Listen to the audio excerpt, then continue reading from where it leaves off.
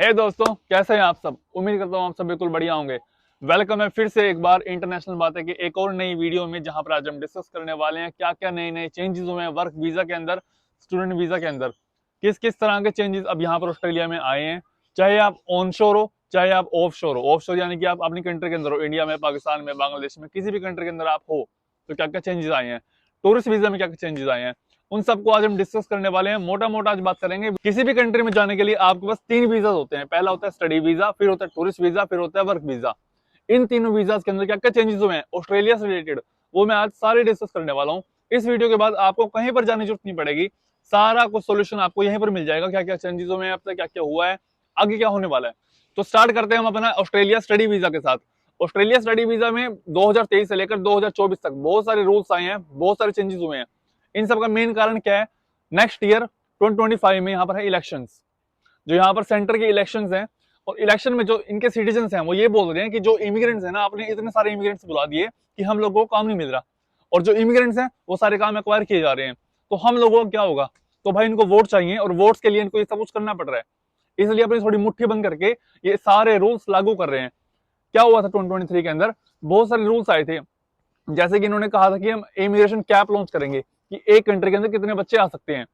उसके बाद इन्होंने कहा था कि हम आइल्स को थोड़ा सा उनके बैंड्स इंक्रीज कर देंगे। जैसे बैचलर्स के लिए इन्होंने मिनिमम रख दिया 6, मास्टर्स के लिए 6.5 रख दिया मिनिमम। पहले वो हाफ हाफ पॉइंट कम होते थे।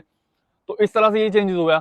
जीटी को उन्होंने जीएसटी में चेंज कर दिया, यानी जेन्युइन टेम्परेरी एंट्री, जहां पर आपको एसओपी लिखनी होती थी, स्टेटमेंट ऑफ पर्पस, उसको बंद करके इन्होंने कर दिया जीएसटी। अब सीधा आपको इंटरव्यू आएगा, सीधा आपको कॉल आएगी यूनिवर्सिटी से। ठीक है, हालांकि पहले भी आती थी, बट अब एसओपी नहीं लिखनी आपको, बनी बनाई कोई चीज नहीं लिखनी, कॉपी पेस्ट नहीं करना। जस्ट सिंपली आपको एक इंटरव्यू होगा, वो इंटरव्यू आपको पास करना होगा। अगर आपने इंटरव्यू पास किया तो आपका वीजा आएगा, अदरवाइज वीजा नहीं आएगा। साथ में इन्होंने फंड्स इंक्रीज कर दिए। जो पहले लिविंग कॉस्ट होती थी ऑस्ट्रेलिया के अंदर 24,000 ऑस्ट्रेलियन डॉलर्स, अब वो इंक्रीज कर दिया उन्होंने 29,000 ऑस्ट्रेलियन डॉलर्स। भाई ये भी एक बहुत बड़ा चेंज था, क्योंकि इससे भी बहुत बड़ा धक्का लगा है बच्चों को। अचानक से एकदम इतने सारे फंड्स बढ़ा दिए। पहले जो मोटा मोटा फंड है इंडिया के अंदर, मैं भर के आया था 30 लाख। ठीक है, अब जो टोटल अमाउंट शो करनी पड़ती है इंडिया के अंदर, वो कुछ समथिंग हो रही है 35 से 40 लाख स्टडी वीजा के लिए, बैचलर्स के लिए। और जैसा कि इन्होंने 2023 में कहा था कि हम यार इमिग्रेशन कैप लॉन्च करेंगे, वैसा इन्होंने अभी इमिग्रेशन कैप लॉन्च कर दिया है। उसकी टोटल नंबर ऑफ सीट तो अनाउंस अब तक नहीं हुई है, पर जुलाई 1 2024 को ये चीज अनाउंस हो चुकी है कि इमिग्रेशन कैप यूनिवर्सिटीज पर लागू होना शुरू होगा। वो धीरे धीरे स्टैटिस्टिक्स के हिसाब से देखेंगे कि कितने कितने बच्चे हर एक यूनिवर्सिटी में आने चाहिए और हर एक सिटी के अंदर आने चाहिए, क्योंकि ये प्रेफर कर रहे हैं कि रीजनल में ज्यादा बच्चे आए बजाय कि मेट्रो सिटीज के अंदर। मेट्रो सिटीज जैसे कि ऑस्ट्रेलिया का मेलबर्न हो गया, सिडनी हो गया, ये हो गई मेट्रो सिटी, और ब्रिस्बेन हो गया।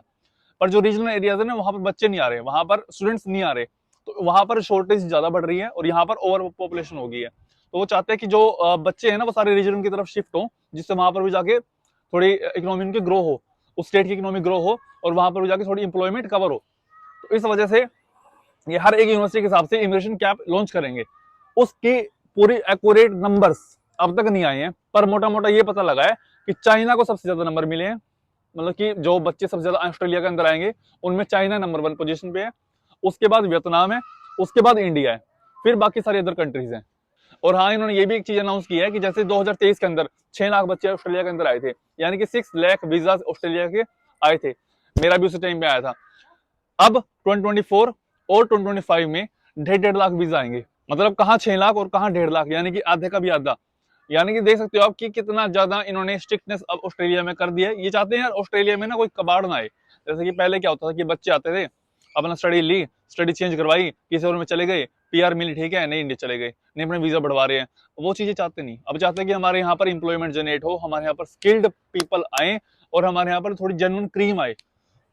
क्रीम को आप समझते हो ना, कि जैसे कि जो बच्चा अच्छा खासा पढ़ने लिखने के अंदर है, या जो बच्चा इनकी इकोनॉमी में थोड़ा सा योगदान दे, जैसे कुछ अपना बिजनेस स्टार्ट करे, या फिर कोई अपना इंप्लॉयमेंट नई जनरेट स्टार्ट करे, या फिर इनके लोगों को आके इंप्लॉयमेंट दे। तो ये चाहते हैं वो चीज यहाँ पर ऑस्ट्रेलिया के अंदर आए, ना कि ऐसे बच्चे आए जो आके अपना कोर्स चेंज कर रहे हैं, और साथ में कोई ना पढ़ रहे हैं, ना यूनिवर्सिटी जा रहे हैं, ना कुछ। तो वो चीजें नहीं चाहते, क्योंकि इससे हमारी उनकी इकोनॉमी भी डाउन होती है।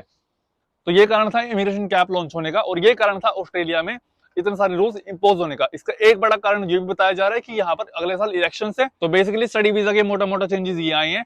अगर आप स्टडी वीजा अपना ऑस्ट्रेलिया में लगवाना चाहते हो, तो यार बेसिकली 3-4 मेन टिप्स हैं जो आपको याद रखनी चाहिए। पहली बात भाई, अपना कोई गैप ना रखो। दूसरी बात, अगर आप +2 से हो तो अपना मिनिमम तो मिनिमम 70% तो अबव परसेंटेज रखो ही रखो, किसी भी चाहे बेसिकली आप स्ट्रीम से हो। इंग्लिश में अपना 80% से अबव स्कोर रखो या 75 से अपना अबव स्कोर रखो। अगर आप बैचलर्स करके आ रहे हो तो सीजीपी होता है उसमें कुछ 65 से ऊपर वो रखो। और अपना जो एक क्या होता है उसमें कुछ ना गैप वगैरह होता है या कुछ बैकलॉग्स होते हैं, वो 7 या 8 से नीचे हो, 7 से ऊपर ना हो। वो बैकलॉग 7 से ऊपर यहाँ नहीं मानते। उसके बाद आपके आइल्स में अगर आप बैचलर्स के लिए आ रहे हो फिर आपके मिनिमम 6 होने चाहिए, ईच 6 होने चाहिए भाई। अगर आप एक बार आपके 5.5 आ भी गए ना तो कोई दिक्कत नहीं, दोबारा कर लो यार। पीटी भी इजी है, पीटी आइल्स से भी ज्यादा इजी है, ठीक है। आप पीटी करके आ सकते हो, वो कोई मैटर नहीं करता, उसके हिसाब से आप मैच कर लेना। अगर आप बैचलर्स करके आ रहे हो फिर आपके मिनिमम तो मिनिमम 6.5 ईच मॉड्यूल के अंदर होने चाहिए, ठीक है। फंड्स का ध्यान रखना कि फंड्स के सारे डॉक्यूमेंट्स आपके जर्मन होने चाहिए। अगर फंड्स वाली वीडियो आपने नहीं देखी है तो ऊपर आई बटन में आपको लिंक मिल जाएगा फंड्स की सारी वीडियो, और फंड्स में मैंने सारा बताया हुआ है। बस वहां पर आपको जो पुराने फंड्स थे उसको अब नए फंड्स में इंक्रीज इन्होंने कर दिया है। पहले से 24,000 ऑस्ट्रेलियन डॉलर्स, अब हो गया वो 29,000 ऑस्ट्रेलियन डॉलर्स।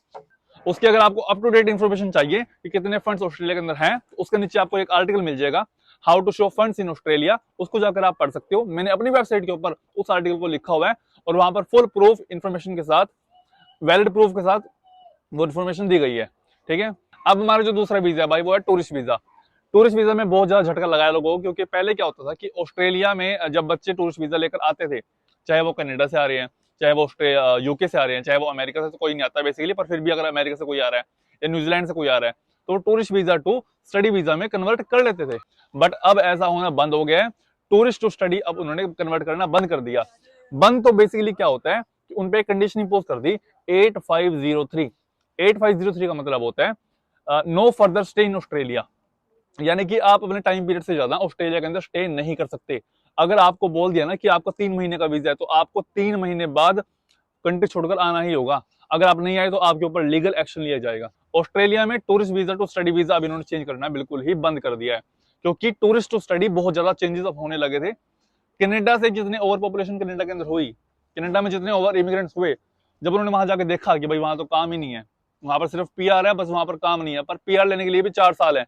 उन 4 साल के अंदर हम अपना खर्चा कहां से चलाएंगे, उन 4 साल के अंदर हम अपना घर कैसे पैसे भेजेंगे। तो वो चीज को देखते हुए उन्होंने क्या किया, वहां से शिफ्ट होना स्टार्ट हुए ऑस्ट्रेलिया की तरफ। तो वहां से टूरिस्ट वीजा लिया, यहाँ पर आए, अगले महीने स्टडी वीजा में चेंज। ये तो अब तक हुआ, जुलाई तक ये काम हुआ, ये जुलाई जून तक ये काम हुआ, जून के बाद ये काम बंद हो गया। तो अगर आप इंडिया या पाकिस्तान से आ रहे हो टूरिस्ट वीजा लेकर और आप होप कर रहे हो कि मेरा स्टडी वीजा ऑस्ट्रेलिया के अंदर आ जाएगा, तो भाई वो बिल्कुल ही गलत है। ऑस्ट्रेलिया में टूरिस्ट वीजा आपका ऐसे नहीं आने वाला, खासकर इंडिया पाकिस्तान के लिए बिल्कुल भी नहीं, क्योंकि यहाँ पर बहुत सारे फ्रॉड केसेस पहले हो चुके हैं इंडिया और पाकिस्तान से, खासकर बांग्लादेश से भी। इस चीज से बचने के लिए ऑस्ट्रेलिया गवर्नमेंट ने ये चीजें इंपोज की है। अब बात करेंगे हम वर्क वीजा की। वर्क वीजा के क्या क्या चेंजेस आए हैं। अब भाई वर्क वीजा में अगर आप चाहे ऑनशोर हो, जो ऑनशोर वाले बच्चे हैं जो ऑस्ट्रेलिया के अंदर ऑलरेडी हैं अपने स्टडी वीजा के ऊपर, वो लगवाते हैं हमने टीआर, टेम्परेरी रेजिडेंट वीजा, उसको वर्क वीजा बोलते हैं 485, सब क्लास 485। तो अगर वो आप वीजा लगवा रहे हो, उनके लिए क्या क्या चेंजेस हुए हैं। साथ में जो बच्चे इंडिया में हैं, जो कोई इंडिया से ऑस्ट्रेलिया में आना चाहते हैं वर्क वीजा को लेकर, उनके लिए क्या क्या चेंजेस हुए हैं, अब उस पर बात करते हैं। सबसे पहला भाई जो हमारा चेंज हुआ है वो है वर्किंग हॉलिडे वीजा। इसके आप नाम से समझ रहे होंगे कि आपको हॉलिडे में अपना वर्क करना है, यानी कि आप अगर आपकी वेकेशन चल रही हैं, इंडिया में हो बेसिकली या फिर यहाँ पर हो, अगर आपकी वेकेशन चल रही हैं और आपको काम करना है साथ साथ, तो आप ये अपना वीजा अप्लाई कर सकते हो। बेसिकली ये वीजा 2 साल का है, ठीक है। आप 2 साल ऑस्ट्रेलिया के अंदर आओ, काम करो और फिर चले जाओ, ठीक है। बेसिकली इसका ये मतलब है कि अगर आपने ऑस्ट्रेलिया में सिर्फ आगे वर्क करना है अपनी स्टडी के टर्म के बीच में, या फिर आपने थोड़ी सी बहुत स्टडी करके ये वीजा अप्लाई करना है, तो बेसिकली पहले क्या होता था, पहले ये वीजा था सिर्फ स्पेशल यूरोप के लिए, कि जो यूरोपियन सिटीजन थे वो ऑस्ट्रेलिया के अंदर आते थे, 2 साल काम करते थे, पैसा कमाते थे, बैक टू द कंट्री।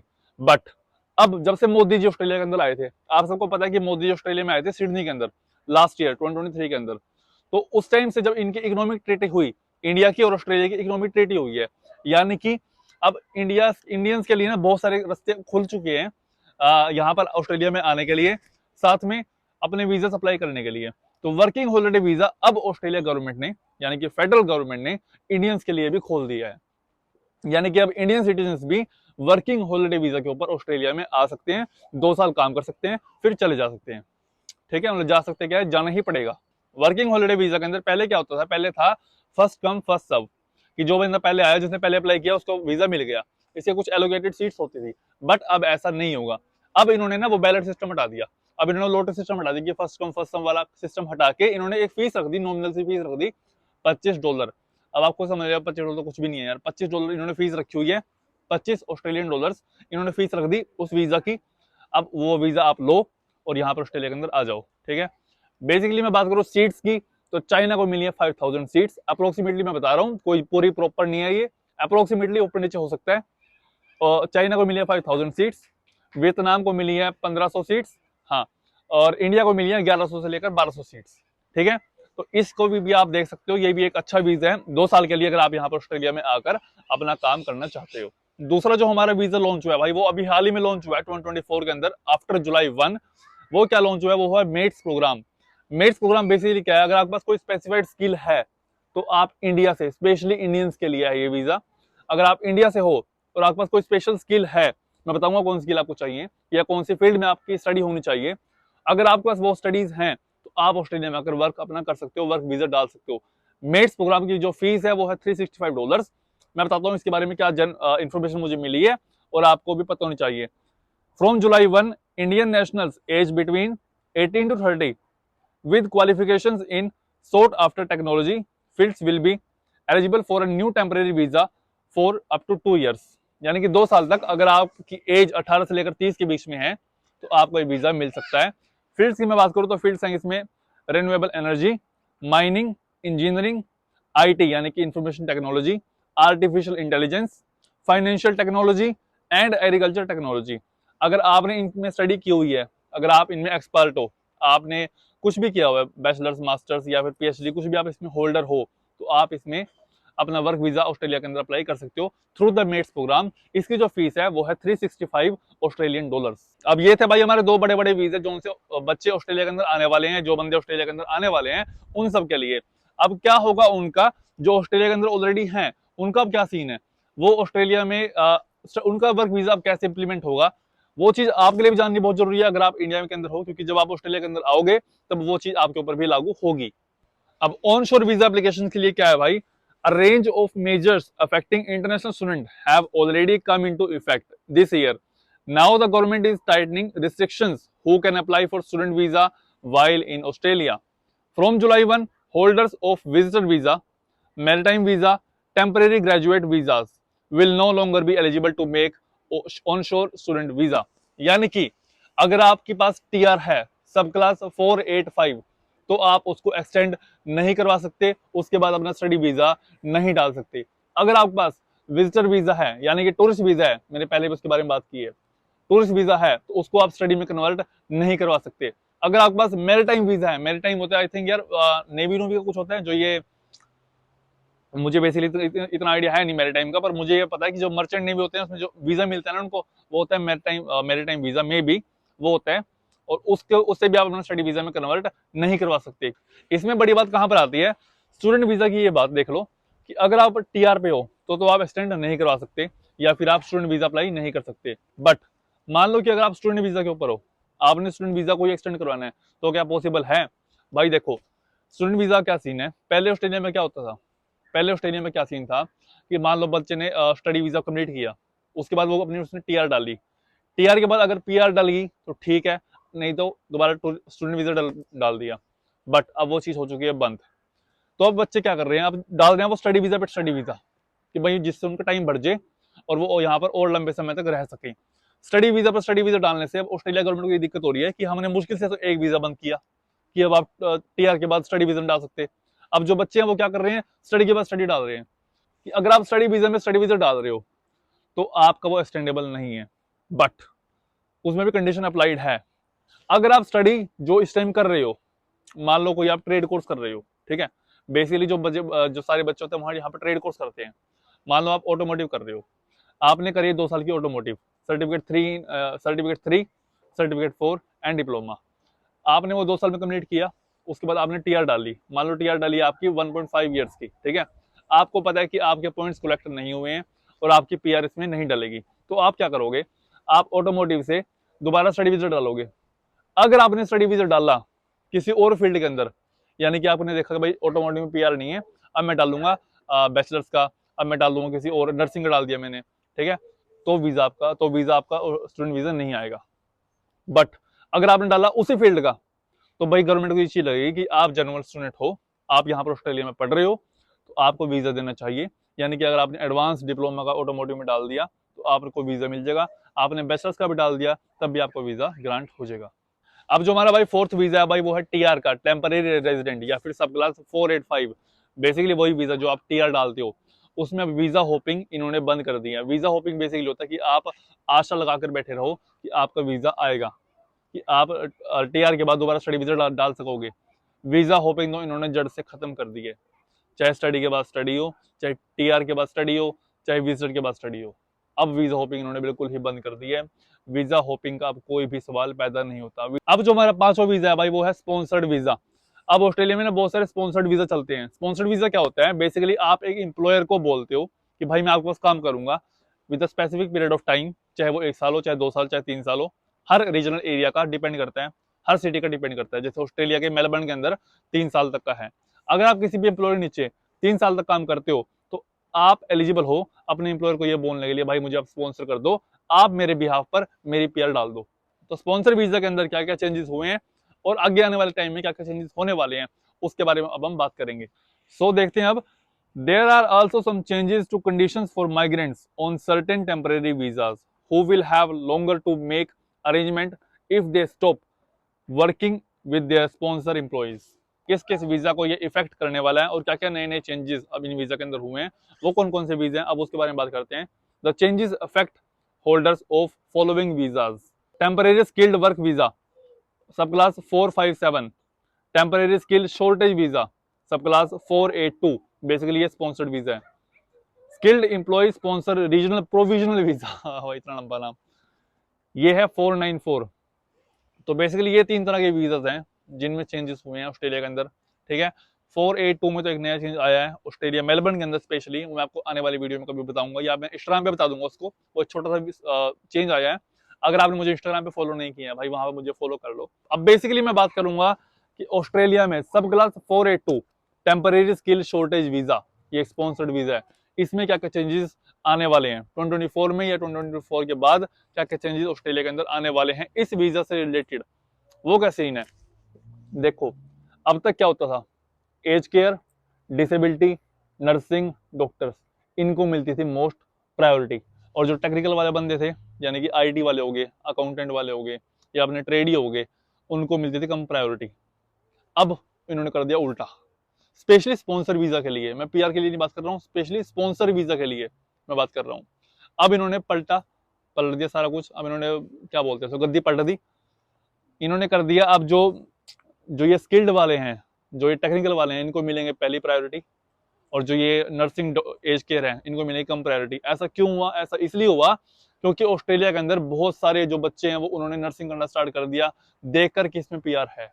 जो स्किल्ड वाले बंदे हैं अब उनको फर्स्ट प्रायोरिटी मिलेगी। अब आपके लिए खुश वाली बात भी है, अगर आप आईटी कर रहे हो, अगर आप अकाउंटेंसी कर रहे हो, उनको फर्स्ट प्रायोरिटी मिलेगी in the sponsor visa under the sub class 482 temporary skill shortage visa, that is the case. उसके बाद अगर आप कोर स्किल वीजा के अंदर हो, जैसे कि वही बताया मैंने, एवरेज जॉब्स जो हमारे ट्रेडी वाली जॉब्स होती हैं, आप ऑटोमोबाइल कर रहे हो, आप गार्डनिंग कर रहे हो, सॉरी गार्डनिंग तो इसके अंदर नहीं आएगी, आप वेल्डर कर रहे हो, प्लम्बर कर रहे हो, कारपेंटर कर रहे हो, कंस्ट्रक्शन से रिलेटेड कोई काम कर रहे हो, रूफिंग कर रहे हो, टाइलिंग कर रहे हो, तो ये भी अब आपको मोस्ट प्रायोरिटी पे रखा जाएगा। फर्स्ट प्रायोरिटी हमारा आएगा जो टेक्निकल स्किल्स, आईटी प्रोफेशनल्स जो कि आप आफ्टर बैचलर्स काम करते हो, आईटी हो गया, अकाउंटेंसी हो गया, बाकी डाटा एनालिस्ट हो गया, ऐसे ऐसे कोर्सेज, मोस्ट प्रायोरिटी इसकी। सेकंड प्रायोरिटी ट्रेडीज की, जो आप जो से शेफ हो गया, ऑटोमोबाइल हो गया, डिपेंड करेगी आपका कोर्स पीआर के अंदर है या नहीं है। थर्ड और लीस्ट सबसे प्रायोरिटी मिलेगी एज केयर वालों को, डिसेबिलिटी वालों को, नर्सिंग वालों को। क्या क्या सीन है सब कुछ मैं डिस्कस करने वाला हूँ इंटरनेशनल बातें के ऊपर। उसके लिए आपको चैनल सब्सक्राइब करना होगा जिससे आपको वो वीडियो सबसे पहले मिलती रहें। लास्ट में आपको एक बात कहना चाहूँगा, अगर आपको वीडियो अच्छी लगी है तो इस वीडियो को लाइक जरूर कर देना, मुझे कमेंट डाउन जरूर करना कि मुझे इसमें क्या इंप्रूवमेंट करनी चाहिए, साथ में आपको क्या इन्फॉर्मेशन और चाहिए मुझसे जो मैं इसमें देख सकूँ। नेक्स्ट मंथ से हम हर वीक 2-2 वीडियो इसमें लेकर आने वाले हैं। मैं पूरा बात करूँगा हर चीज़ के ऊपर खुल के कि आप कैसे कैसे ऑस्ट्रेलिया के अंदर आके तगड़ा मचा सकते हो। ठीक है जी, चलो भाई मिलते हैं। अब आपको शाम भी यहाँ पर हो चुकी है, अभी मेरे पास अच्छा खासा वातावरण है, साइड में लड़के वगैरह बैठे हुए हैं, सब साइड में हैं, तो भाई अब मैं चलता हूँ, ठीक है जी। तो मिलते हैं अपने स्टूडियो के साथ, तब तक जय श्री राम।